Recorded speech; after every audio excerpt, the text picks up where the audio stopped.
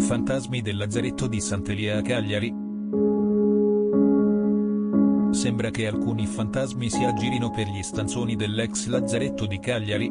Oggi è diventato un museo, situato nel vecchio borgo di Sant'Elia. Il più attivo sarebbe quello di un bambino, in tanti giurano di averlo visto o almeno sentito mentre sale le scale o gioca a palla con la testa del manichino di una donna orgolese.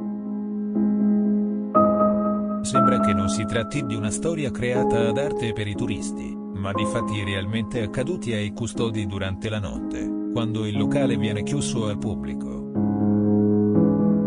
Il fantasma del bambino dispettoso si manifesta accendendo e spegnendo le luci, bloccando l'ascensore a metà fra due piani, nascondendo in posti impensabili secchi e scope. Questa presenza mostra interesse per la biblioteca, in particolare preferisce i fumetti di Paperino, che lascia in giro dopo averli sfogliati.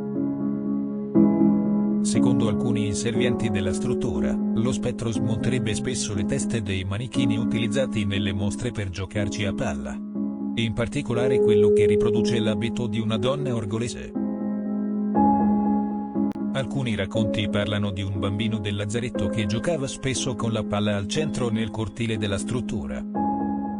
Un giorno il pallone cadde nello stretto pozzo situato di fianco alla cappella, e nel tentativo di prenderlo, ci cadde dentro. Questo evento potrebbe spiegare la presenza dello spettro.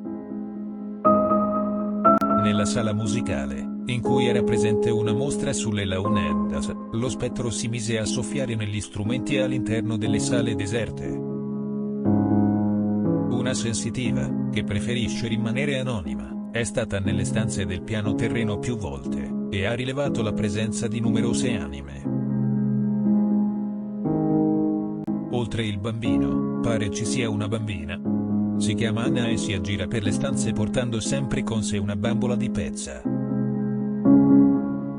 Infine, pare ci sia lo spettro di un pescatore, che ha subito un grave incidente alle gambe.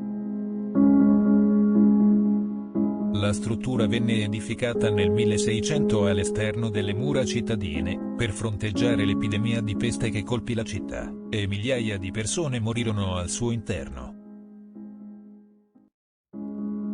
Nel corso dei secoli il lazzaretto mantenne la sua funzione, ospitando alla fine dell'Ottocento i malati di tifo, e tra il 1928 e il 1930 i bambini malati di scrofolosi, un'infezione tubercolare.